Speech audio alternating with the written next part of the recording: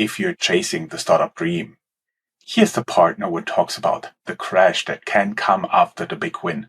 Xaver Lehmann built AI startup e-bot7 into a 130-person rocket ship and sold it to Nasdaq-listed live person.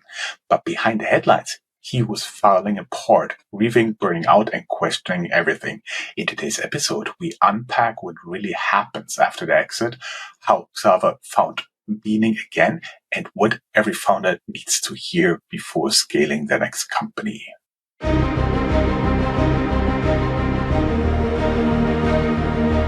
Welcome to Startuprad.io, your podcast and YouTube blog covering the German startup scene with news, interviews, and live events.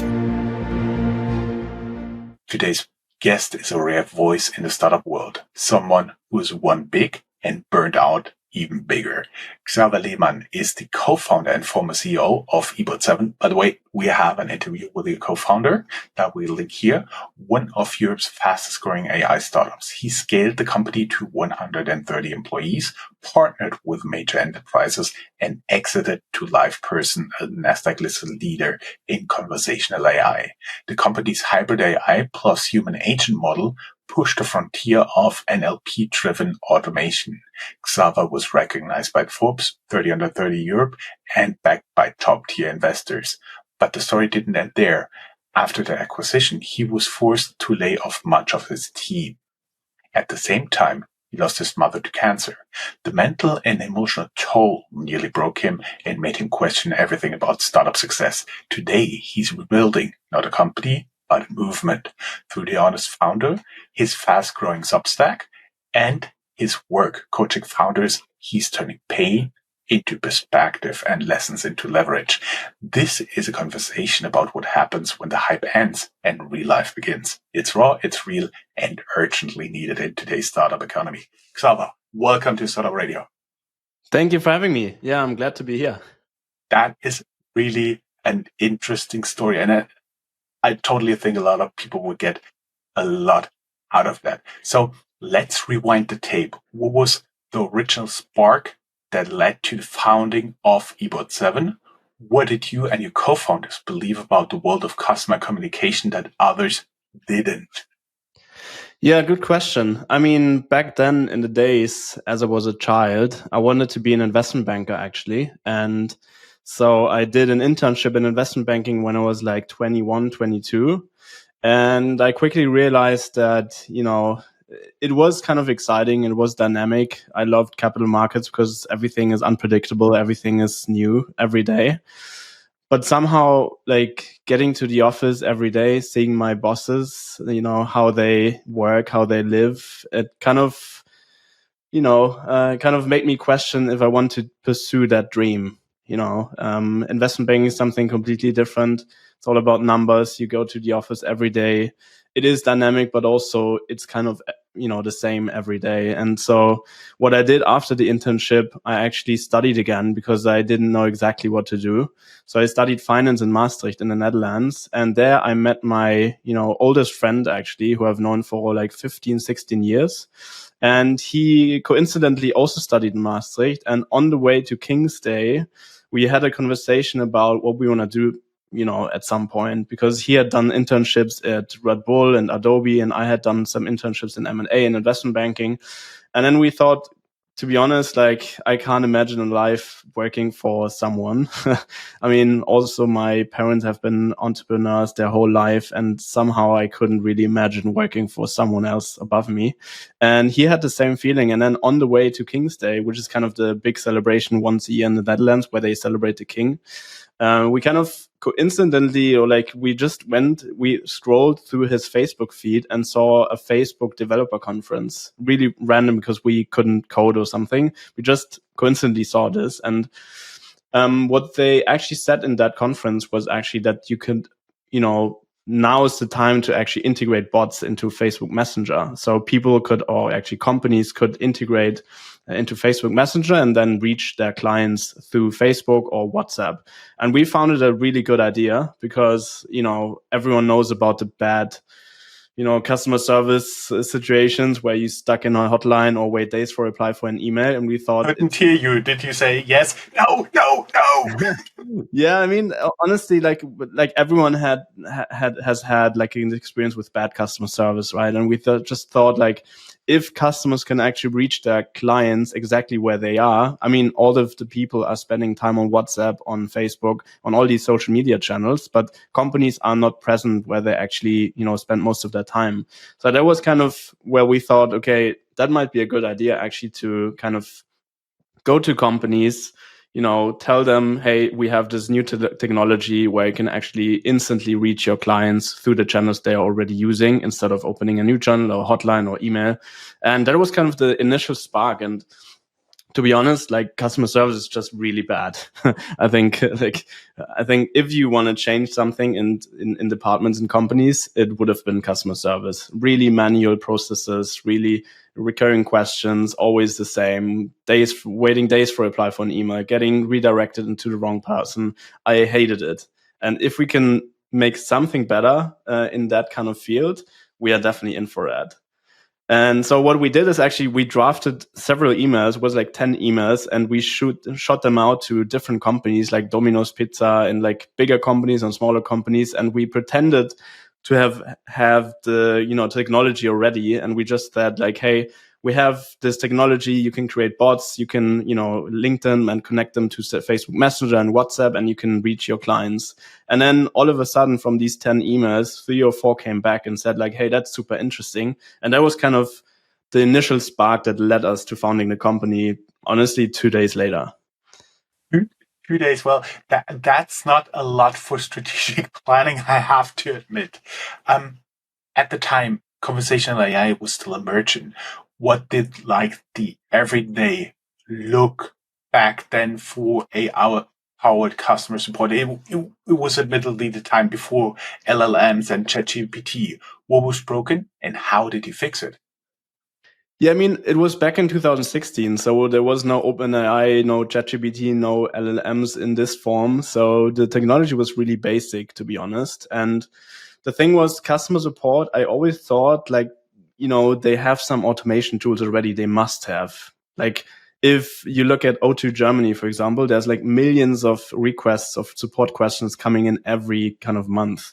So I thought, of course, they must have something. But then once we went into like a customer support center and looked at how they work, it was crazy. They manually type the answers. They have, sometimes they do copy paste, but then they have to go into different systems. Then for different questions, they need to go to different systems, and then they needed to copy paste that answer in order to make it work for the client. It was a disaster. So once we kind of got a feeling of how the current customer support works, we knew exactly that's a big pain point. So, we can definitely make something work. And so the only problem was that, AI or, the things that we wanted to build, bots, were pretty much at the beginning. So the technology was really early, really not working well. It couldn't understand, detailed or complex requests. The only thing that it could do, or at least our system could do, is actually FAQs. So there was one question from a client, and we could deliver the answer. And what we built because of that, because it could only like not understand any context in a conversation, it could just do like FAQs. We kind of built a hybrid solution, which means that the technology is not, automating the whole time, but it's only automating if a specific threshold is actually met. So you can set it up yourself. Every company could set it up yourself. You could say, for example, the system needs to be 95% sure that this is going to be the right answer, and only then it automates. But if not, then what the system does, it provides a suggestion to the agent. So the agent can actually say, hey, that's the right answer, or that's the wrong answer, or this needs to be edited. And then the system learns over time through the agent's input, which was back in the days a really, good system, because if you work with Deutsche Bahn or BMW or something, the big brands, they didn't want any wrong answer sending out to clients, right? And so with our system, they could go live instantly, and through the input of the support agents, the system kind of trained itself automatically, which was kind of quite new at the time. And I think that was also one of the reasons we were successful. Mhm. Interesting. What was your like one day moment, the turning point where you knew this startup was going to scale really fast? I think there wasn't a specific one moment where I knew exactly now it's gonna be, scaling. It was more like, we were just working day and night. We kind of tried to make it work, and I think if you're stuck in a moment, if you're working day and night, you don't look left or right. You don't even know what's happening. You don't even know like that it's actually going in the right direction. If you look at it from like 2 years after that, and you look back, then you think, okay, crazy what I kind of achieved. But if you're in a moment, if you're working day and night for months, for years, you don't even realize if there was a specific moment or something. But if you want to pin me down on like a specific moment, it would definitely be, I think, like the Series A. Like once we kind of got the Series A, we got 6.5 million in US dollar funding. That was the moment where I thought, okay, now we're going to have time and we can spend a lot of money and hire a lot of people. That was the time where I could relax a little bit and, kind of go on holiday also for the first time. So I think that was kind of the moment where I thought, okay, this is going to be scaling fast now because we can hire a lot of people, we can get a lot of clients. So probably in 2019, then 3 years after we founded the company. I was actually, when I was looking at this question, I was going for a picture when you were standing there in front of an Excel sheet, seeing all the data and realizing I need a new scale because it's going so well. Yeah, honestly, like over the whole years, over the 5 years, it went pretty well. So we had really good growth rates in the beginning, 200%, and then it went back to 150 and 100% because the threshold is higher. But it was also, planned in the business plan. So like if investors expect something and we expect something from our business, like even if you get a new client and get like 500K in ARR, you kind of expected it to happen, right? And this is also kind of the bad thing about it, because you need to celebrate more and you need to, once you get a new client, you need to really like do a big party and I don't know, but we didn't do that. We just expected it to come, and once the contract came in, we just woke up the next day and worked again like nothing happened before. So it's that's the thing. I think in hindsight I would have done it a little bit different, like celebrate the small wins even more and do a little party or like do something with the team. But we're just like focused on making this work and making it successful, so any new deal wasn't moving the needle for us in the sense of now it's actually getting super successful. Let us talk a little bit about the struggle behind the growth. Scaling from 130 employees across 5 countries, that's really no joke. What were your toughest operational or leadership challenges as the team grew like 30, then 60, then 100? Yeah, it's a good question because, of course, it changes over the time, right? So I think once you hit like 20 or 30 employees, it's still super cool. It's really startup vibey. You have a couple of people that help you in some directions, in some ways, but it's more about creation, right? So you're really like, you build something new, you break something, and you just try it all over again. Once you hit like, I would say 50, 60 people, it changes a little bit because that's the time when you need to delegate, right? You need, to hire people. In my case, I was actually hiring a CFO that took over the whole financial and accounting processes. And so that's where it changes a little bit. It was still fun, but it was completely different because you delegated a lot and it wasn't much more creative anymore.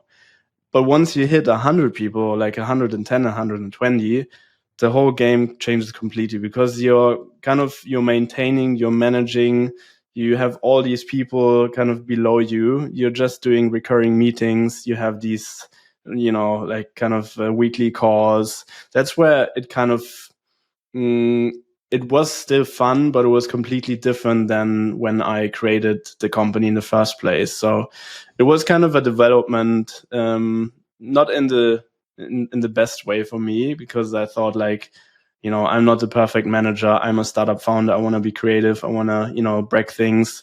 And once you hit 100 people, you can't break things anymore at that level, and you can't be so creative anymore because you put everything in the hands of your people.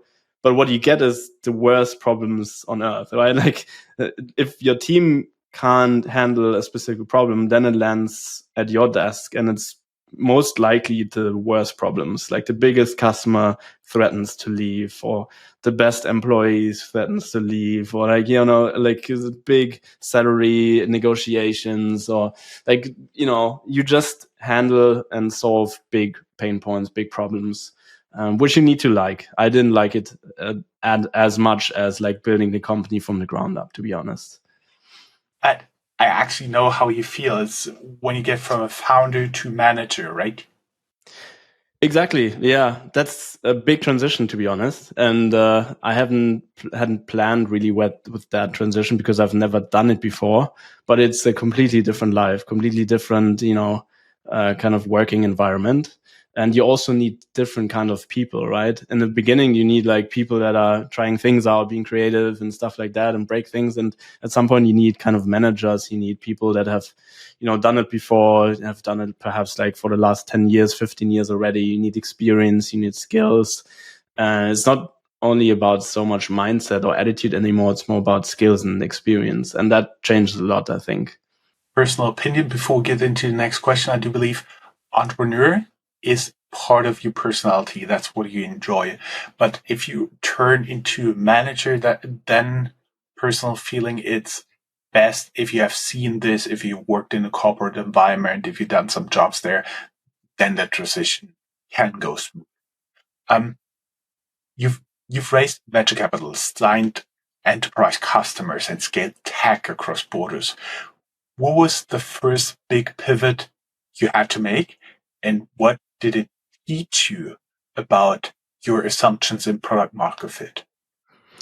So when we founded the company, we didn't know exactly if we wanted to actually build a product around it. So what we set up the company for was actually an agency kind of, system. So we just wanted to be the middleman and, in between companies that wanted to, connect and build bots or integrate bots, and developers who could actually build bots. So we just wanted to pay, get a commission and, to connect them, and then we're out of the game.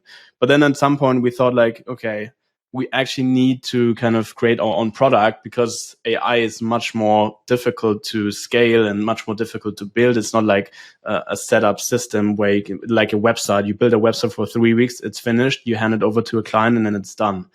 With AI, with chatbots, it was more like a continuous process, which you needed to optimize, every time something broke, every time some wrong answer got out and stuff like that. So the agency problem, or the agency company kind of concept, didn't really work. So what we did, because we didn't have a developer yet, we didn't have a CTO yet, we kind of transformed it into a consulting company where we did monthly workshops in different cities across Europe, just to get insights on how customer support actually works. So they paid for their tickets to spend a day with us talking about AI. And for us, it was really valuable because we could get their feedback in order to build a product that's actually worthwhile. So in the meantime, we hired a CTO who was then also one of our co-founders, and we kind of built a product. So from that point in time, it was clear we wanted to build something in customer support.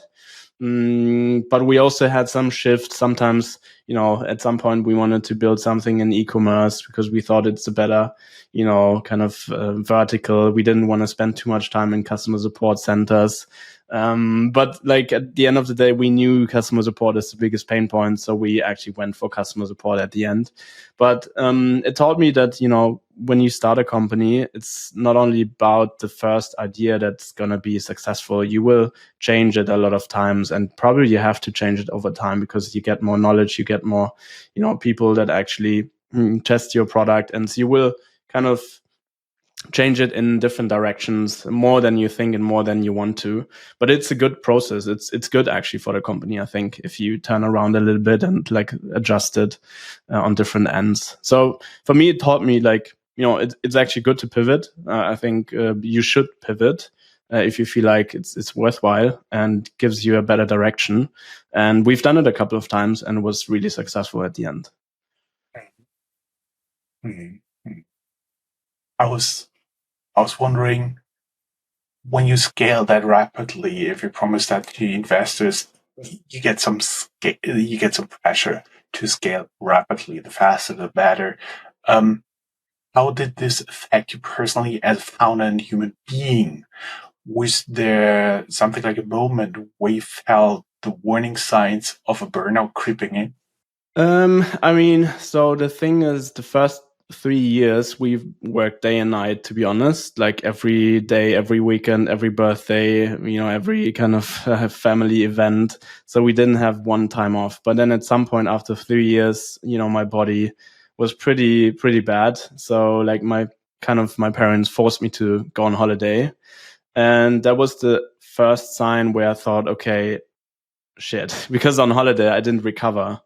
And that is always a bad sign. Once you go on holiday and you feel like it's actually getting worse than better, that was kind of the first sign that I needed to change something. So once I came back, I felt a little bit better, but I talked to my co-founders and said, hey, I can't do that anymore. Let's, try to break, like do the weekends off. I can't do it on Saturday, on Sunday every week.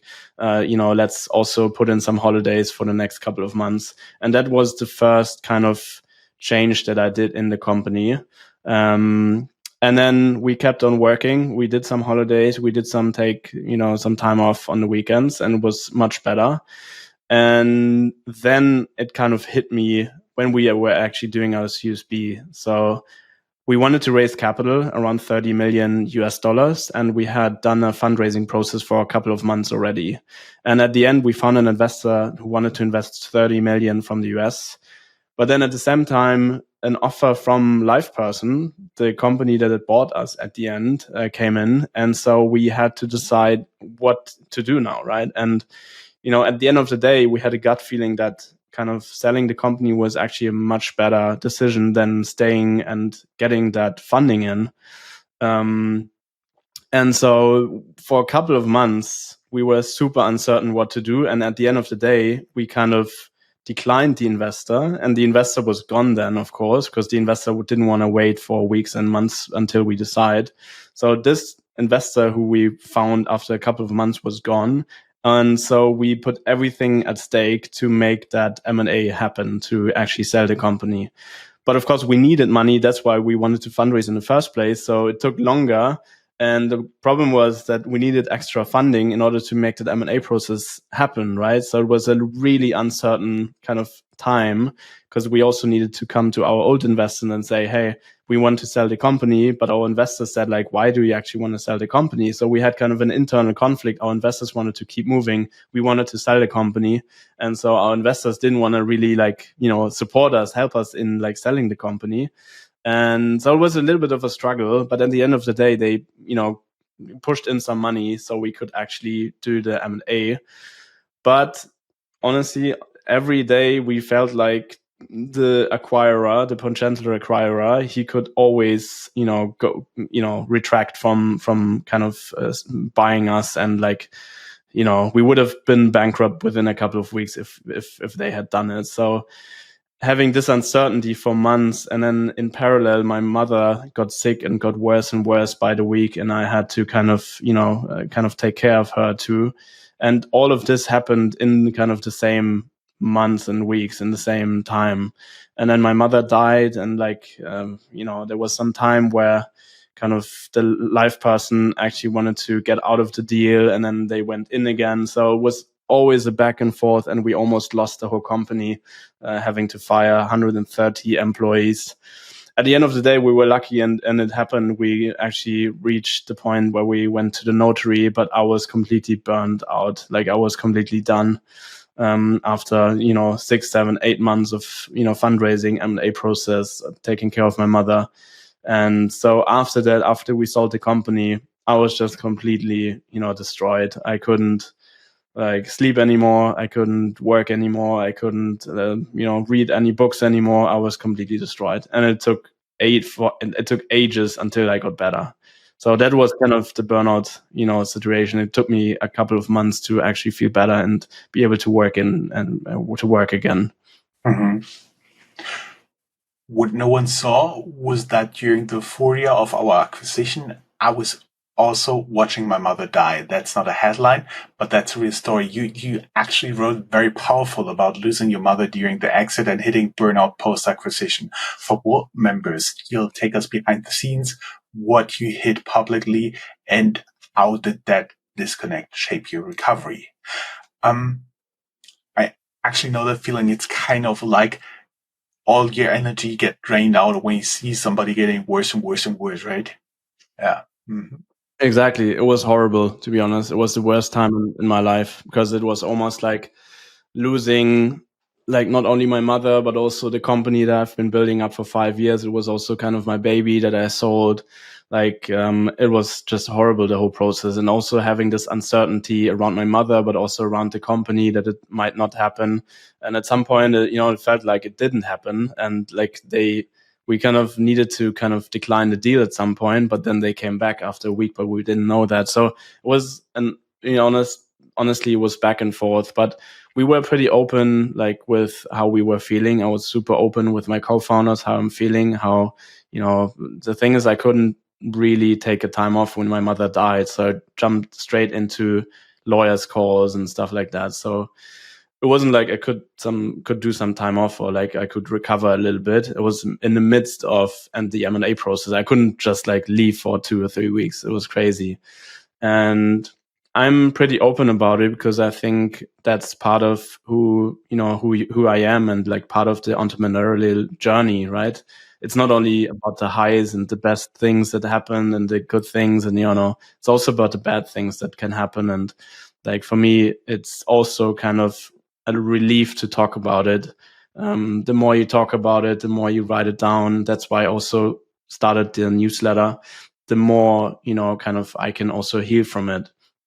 So that's why I'm pretty open with it. I'm super happy to talk about it. And I've been that, so open from the beginning on. And I think it's a good thing.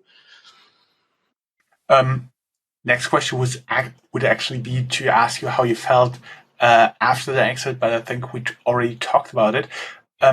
You've once said that the burnout didn't start after the exit, it started long before. What were signs you ignored? What can you give other founders as a warning system? And what should founders watch for before it's already too late? Yeah, it's a very good question. And I've been thinking about this a lot. And my essence or my kind of resume is actually that it's not about the hard and long hours that you work. That's not the reason why I got burnout. Burnout you get once you do something for a long period of time, which you actually don't like to do, right? Which is completely against your will, against your values, against everything you actually stand for. So for me, that was the M&A process. So that's where it actually started. I had some burnout symptoms before too, but I always could actually recover by making holidays, by, kind of doing sport and meeting friends and stuff like that. I was never, kind of, in that kind of feeling that, oh shit, I might get burnout now and I need to really stop. It was actually only when, the whole fundraising process turned into an M&A process, my mother in parallel, that's where, the burnout signs actually started. And, the signs are for me, it was doing something over months. Anyone who has done a fundraising round knows what I'm talking about. It's not nice. You're talking to 100 investors you always asked or, reply to the same questions. It's always about negative things. Why you? And look at this competition. And, then it's about term sheets and contracts. And it's always about negative things. And also during the M&A process, it's always about, how can the buyer protect itself from, like, if something happens, how can we protect ourselves if something bad happens? It's always about, protection, about bad things that could happen, about worst case scenarios. And if you do that over like 9 months or so, and you're not creative, you're not working on your startup, you're just purely in these processes, talking to lawyers the whole time, talking to investors the whole time, you get, really drained from these conversations and from these processes. So at some point, I just thought, like, I'm just a machine. Like, I don't live anymore. I'm just running these processes. On the other hand, I had to take care with my mother. It was horrible. Like, it's, and the signs are like, you feel like a machine. You don't recover anymore. You're super drained. You wake up and you have this like clouds in front of your eyes, and you can't breathe. And I had heart problems during that time. I had, headaches all the time, but really strong headaches, which I've never had before. And I had them for months, like every day for months. So that was pretty bad. And so that was the time where I thought, okay, this is definitely going in the wrong direction, but I couldn't stop. I couldn't just leave the process and leave everyone behind. I was too much driven. I wanted to actually then, make it successful and sell the company at some point. So I couldn't stop, even though I needed to.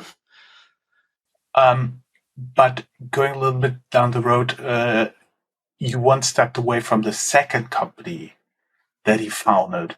What was your first real step toward healing and clarity, and what began to change?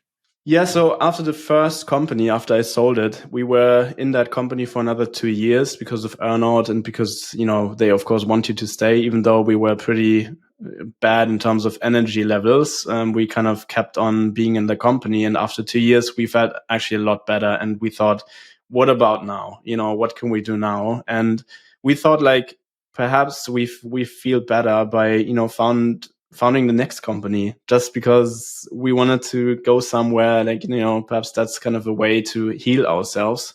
And we kind of were a lot better already after 2 years. So we founded the next company, which was called wellbeing. And the thing was, we did exactly the same. We hired people, we built up the product, we got investors on board like EQT. So really strong company again. And we did everything from scratch again, kind of similar playbook than we had in the first company. But then, during that time, my body just really kind of told me to stop. Like, I had headaches again. I had burnout symptoms again. I was really in a horrible place at some point. And after around about a year, I just needed to leave. I gave everything back and I just needed to drop out and do something completely different, because my brain, my body, my mind was just telling me to stop and not do this any day further. So it was a tough decision. I talked to my co-founder, I talked to my investors, and it was really hard to actually make that decision. But at some point, I just couldn't do it anymore. And it was the best decision that I've ever taken, to be honest. And then I went to Africa. I spent a couple of months in Africa doing social work. So I support an organization called Amos, where we support animals in the field and we build fences, and so to protect them from poaching. And then there's other social projects in Cape Town that I support. So we visited some kindergartens and disability homes, which I support now. So that kind of, was an eye opener for me, because I was just all of a sudden with people that have nothing, but they were super happy. And I always thought, like, being successful, having money, being wealthy is like the way to go and be, to be happy. But then I saw all these people that had literally nothing. They were living in a shed, like in a tree house or something. Like, it was crazy. And they were super happy, super friendly, super open. And so that's where kind of my mindset shifted. So I came back from Africa, and then I thought, okay, what could I actually do to help also people, right? Like, not only do something for myself, but also do something to contribute to the society, to help someone actually built something, because I have done it over 10 years. I know how to build a company. I know how to get investors. And that's where kind of I thought, okay, how about I write a book? That was kind of my initial idea. But writing a book takes you like 1.5 or 2 years, and you need to really be motivated to sit down every day and write a book, 300, 400 pages, even more. And I thought, like, how about just sharing quick and small stories every week, because through that I can reach more people earlier, but also I can get feedback on the stories really early. And then at the end, I can actually write a book about it, right? And so that's how I started Substack. And from Substack, which is a newsletter where I reach a lot of founders and CEOs, kind of coaching evolved. So people would ask me like, hey, you've done it already a couple of times. You've scaled companies. You sold your company for 60 million. Could you actually help me in the M&A process? Could you help me in fundraising? Could you help me in go-to-market? So that's when I started to actually consult companies and consult founders and actually, making these transitions or these challenges happen.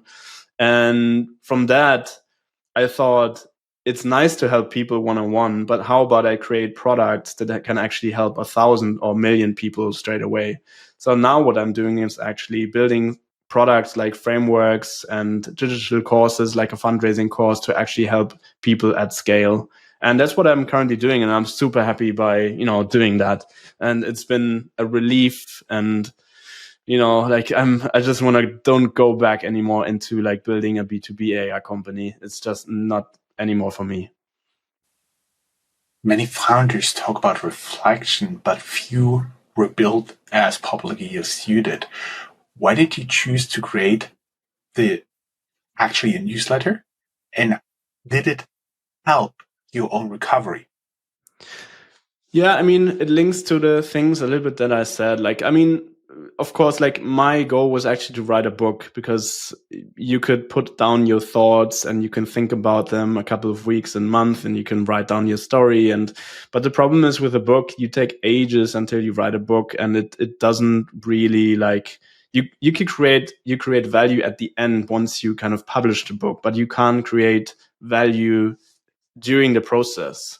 So, and all of a sudden, Substack came up. I think a friend of mine told me, and I looked at Substack, and what's good about Substack or in general newsletters is actually that you can just share tiny stories every week and reach a lot of people. And that in connection with my LinkedIn, where I had already like 15,000 followers, I could, kind of link all of these together to actually get a lot of following, and then, help a lot of people through that. So I didn't need to start at zero. I started at already, quite a good following. So I just needed to kind of, tell everyone that I'm actually, helping them through a newsletter, and at the end, then through coaching. And that's why I started all of this. Yeah. I see that. Actually, a very interesting choice. I was wondering for our audience, what was this one success moment that nearly broke you? Feel free to share it with us and tag us on X or LinkedIn. Guys, we will be back after a short ad break where Xaver reveals the playbook shift that made him a better coach, a better founder, and a better human.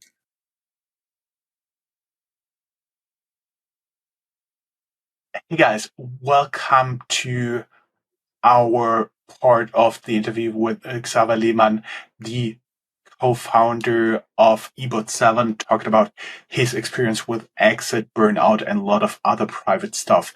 We are now talking about frameworks, coaching, and clarity. After stepping back, what changed in how you think about success, team leadership, and productivity? Are there some frameworks that now guide your coaching sessions with founders? What changed was actually, I always thought success is about wealth, is about like, being on stage and in Forbes 30 under 30 and staying in luxury hotels and having sporty cars and stuff like that. But actually, like, my kind of definition of success completely changed throughout the last years, and especially throughout the last couple of months when I spent a lot of time in Africa. So I think it's much more valuable. Of course, I've had the success, and I think for me, it was important to have had success already. So I know it's actually not the solution, right? I think what's more important and what I learned is actually spending a lot of time with your family, with your friends, doing the things you love, being free, just waking up and, working on something fulfilling. And it doesn't need to be a big startup. It doesn't need to be a unicorn. It can be anything, right? And so this is kind of what changed for me in terms of success. And I'm using different tools now that I've kind of developed over the last 10 years to help founders on their journey, right? I also kind of try to, get new ideas and more ideas through different coaches. So I spent some time with Tony Robbins 2 weeks ago. I spent 4 days actually day and night with the guy, and which was crazy and was a really good experience. And also there a lot of really good concepts came into play, and I kind of can use them on my journey and also in my coaching sessions. But it's most of the stuff that I'm kind of teaching is like my stuff is, the things that I learned over the last 10 years. But also in addition, I take some things from Tony Robbins and other great coaches actually into it. You're now also a coach, helping early stage founders post burnout. What patterns do you see that repeat? Are there mindset traps specific to founders, for example, of AI, SaaS, or tech in general? I mean, the mindset trap is probably like that you need to be really quick and need to raise money as much as possible. I think the it changed a little bit. Times changed. So I think today with, all the vibe coding tools like Lovable, like you don't need to have a big team anymore, right? You can, test out different technologies, different products, within a couple of hours even. So I think the founder journey, completely changed in a different direction. I think in a better direction. But like, the trap is to think that you always have to raise money, you always have to be successful, you always have to kind of build a unicorn. That's actually not true. It depends what you actually want in life. Like you don't even, of course, investors want unicorns because they need to pay back their fund, right? So they need outliers like billion companies to actually return their funds. But as a founder, of course, and that's why, kind of sometimes the values and also kind of the goals are different from investors and like compared to founders, because founders are happy with like a few millions or 10 millions or 50 millions or 20 millions. Like it depends on who you are and what you want to do, right? But that's where the interests are not really aligned. So the trap is to think that you always have to build a unicorn, which is totally not true. It depends on what you want. You can also build a cool bootstrapped company, which is, successful because you're waking up every day and you feel like, you're really interested in working for it and are really thriving and are exciting. And so it doesn't need to be, investors' money. It doesn't need to be a unicorn. It can just be a small kind of company that you're building over the years. And, I think that's kind of the trap that everyone kind of could go into. Mm-hmm.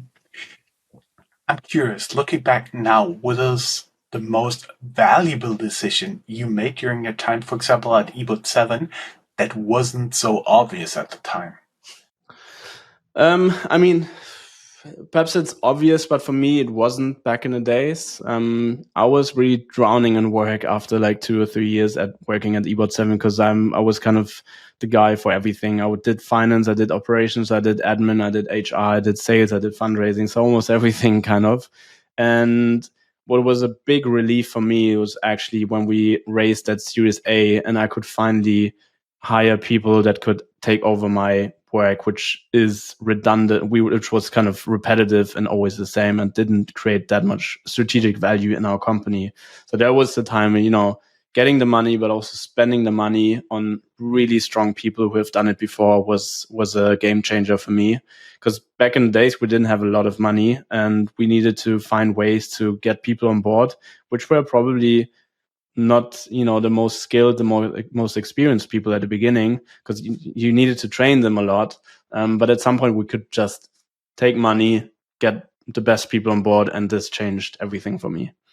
Who was the most impactful customer or partner for e-bot7 and why? What made their relationship really transformative? Definitely O2 Germany, I would say. So they were kind of the first customers we got on board. They were also the ones that shaped our product. They kind of offered us also to visit their customer support center. They were super helpful, super easygoing. They were one of the best customers. And in connection to that, Vira, which is kind of the accelerator of O2 Germany, which kind of we got into Vira first, and then we got actually into O2 Germany. That's kind of their vehicle to look for innovative startups. And so I think Vira in connection with O2 Germany was definitely, kind of the most important partner for us at the time. I think back in the days until, 5 years later, they were the biggest customer of ours. So yeah, and whenever there was any problem with the technology, they were the first ones to tell us, but not in a bad way, in an angry way. They were super productive and just telling us what to do. And yeah, that was amazing actually. You scaled quite impressively with this company, but many founders do hit a wall when scaling somewhere between 30 and 100 people. What advice do you give today for managing culture and energy at that stage? Yes, I'm a little bit torn between two worlds because on the one hand, you need to grow the startup into something like a corporate, right? So you need different kinds of people for a bigger company because you need skilled people, you need experienced people who have done it before because you're at another stage. You're also working with different kind of companies. So, but also on the other hand, you shouldn't lose your startup vibe culture because that's essentially why actually people decide to work for your startup, right? To have, cool people around you who, you can go for lunch with them and they're not colleagues, but actually friends. So this is kind of, it's quite hard. You need hierarchies, but also you don't want that many and too deep hierarchies. You don't want to be a corporate, but you also want to kind of keep the startup culture. That was also kind of a little bit of difficult to find a balance between those two. So this is what I would actually say. You know what? I personally have always Google in mind when I saw this because under the founders, it was a big company, it was a listed company, it was a very successful company, but it still had some startup vibe to it. But then at one point under new leadership, under Alphabet, it completely changed and a lot of the stuff that made the startup feeling, at least watching from the outside, disappeared. And that's the point when I thought, you cannot keep it for eternity if you want to be big, if you want to be growing. Yeah, probably. I don't know if it's possible. You need to change your startup, your environment a little bit, but I would always suggest not to do it too much and just, to keep the startup culture because I've seen it a lot.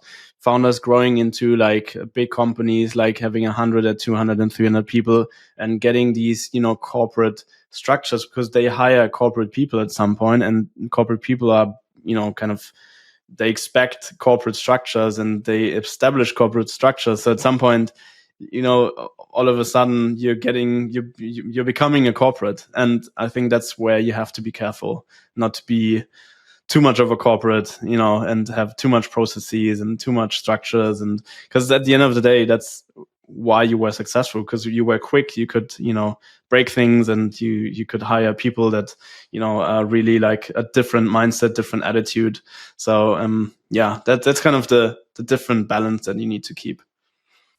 Actually, personal experience, personal feeling is you're still a startup if you do the management decision at a stand up in the morning, like 10, 15 minutes, you're fixed.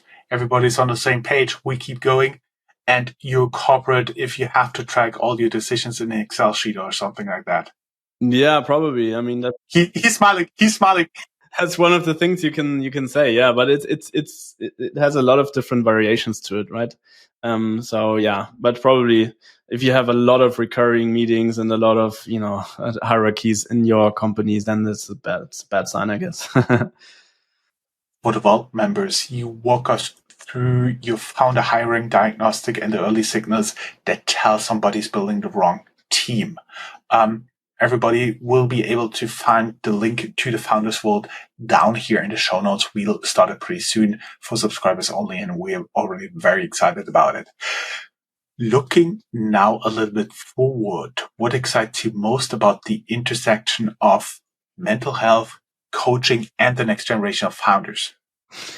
Yeah, so I mentioned it a little bit earlier. So a lot of things have changed over the years, right? So you've got LLMs now like ChatGPT, where you can literally build something from nothing. You don't need big teams. I think you will definitely see unicorns, like really big companies with just a few people on board. So it's really exciting. But also I hope that, founder teams can actually incorporate some of the mental health strategies and like recoveries into their daily practice, because that's super important. I didn't do it. I went into burnout. So I hope, founders will not take the same route. And because of AI, because it's super dynamic and super fast, the probability that you go into something like a burnout and like something like a depression is much, much higher than if it's like a low past environment, right? And so I would strongly suggest to keep your body and mind in balance, and kind of try to, of course, try to take advantage of the whole development around AI, because you can build something from nothing. You don't need a big team anymore. You don't need big fundings anymore, and that's the beauty of it. And at the same time, you have to keep your body in balance. A discussion that I had with some friends recently was one should move the school into teaching more about mental health, about meditation practices, than actually writing essays, because right now you just need to talk to an AI and it will spit out a perfectly structured essay, but nobody takes care of your mental health there. Just food for thought for the people out there.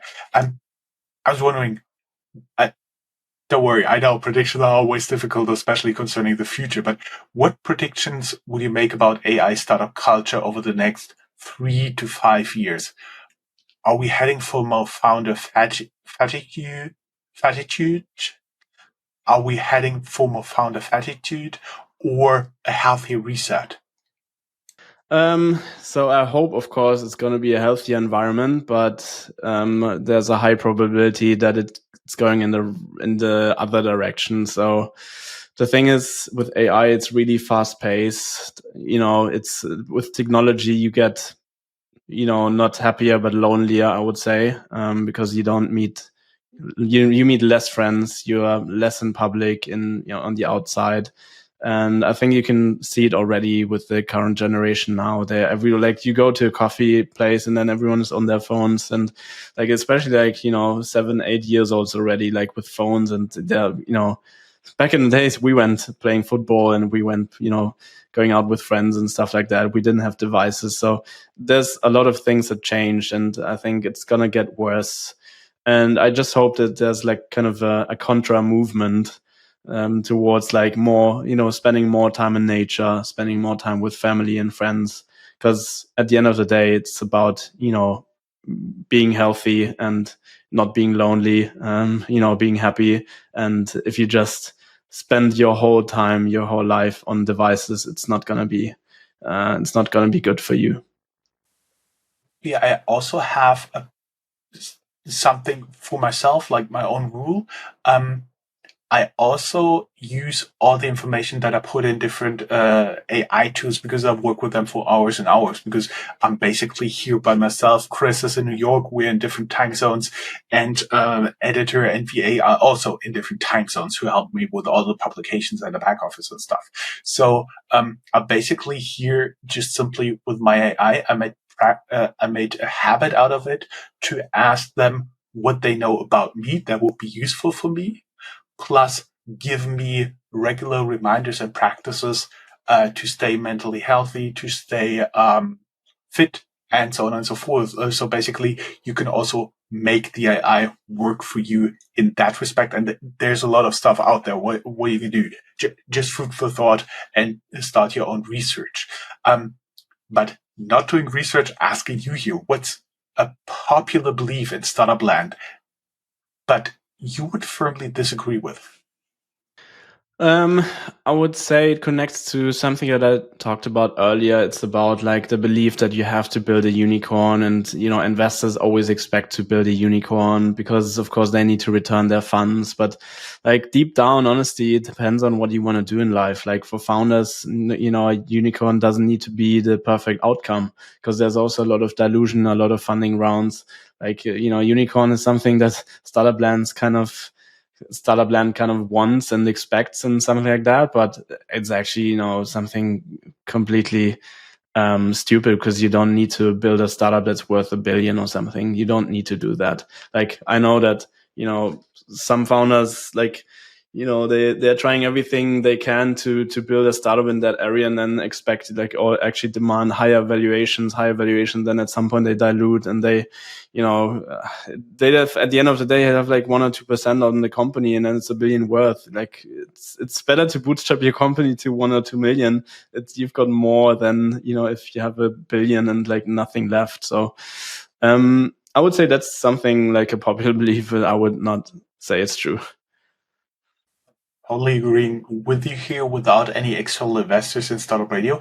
But I was wondering, when you've been talking about that, is this a firm belief of Startup Land, or is this a belief of investor land pushed into Startup Land? Yeah, probably the second. Yeah, it is. Yeah, I mean, they need to return their funds, so they of course expect startups to perform really well, and like well means higher valuations and higher exit volumes and stuff like that, right? So it's interesting. For our audience, I was wondering if you guys could redo your startup journey with just one lesson from today. What would you change? Tag us on social media, Startuprad.io, and use Startup Reset. Xaver, final 2 questions. We're talking about almost for an hour now. Some final reflections here. If a first-time founder stopped you at a cafe, so not playing with his or her device, and asked you, what's the one thing you wish you knew earlier, what would you say? I would probably say that mental health is more important than you think. I mean, I've done the whole journey and I always neglected it. I kind of worked my ass off day and night, and I didn't pay too much attention, towards, meditating. And I mean, I did my sport the whole time. I did my workouts, but, having enough pauses, doing lunch breaks, having weekends off, that's super important. And that's something I would definitely say, take that more seriously. Mm-hmm. Weekends off is also one of my rules. What's the boldest, most honest thing you've learned about yourself through like the complete journey, everything you went through? Honestly, I would say that I would probably say, and I wouldn't have admitted it back in the days, but I think I thought that money solves all problems, but it definitely doesn't. And I think freedom solves most of the problems. Like my values changed a little bit in the sense of, first I wanted money. I wanted to be, financially free. And now it's about freedom of work, freedom, whatever I can do whenever I can with whom I want. So my kind of feeling of like my values changed a little bit in that direction. So I thought money was kind of the answer, but it's not. Awesome closing words, Xaver. Thank you very much. It was such a pleasure talking to you. Actually, we had such an intense and long conversation that we need to have a second interview session just for you to give us your wisdom in the Founders World. Everybody who would like to learn more, go down here in the show notes and subscribe to the Founders World, and we'll see you back shortly answering a few questions for our audience there. Sarah, it was a pleasure having you as a guest. Thank you very much. Best of luck and keep us updated. And of course, everybody will find your Substack newsletter down here in the show notes as well. Perfect. Thank you very much. Thank you for having me. It was a pleasure. And see you next time. See you next time. Bye-bye. Bye. Bye-bye.